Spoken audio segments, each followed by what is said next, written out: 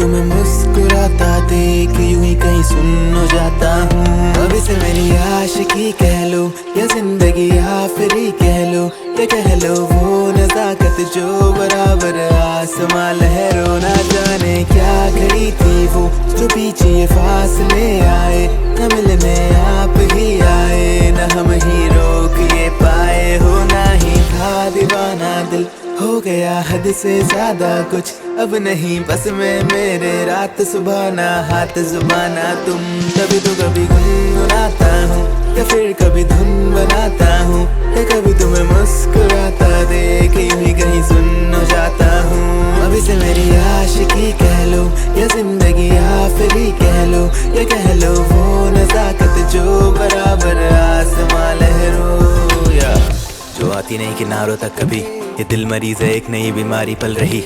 ये बातें सारी मेरी इन दीवारों तक रही, और वो होके भी नहीं साथ इन दीवारों पर कहीं।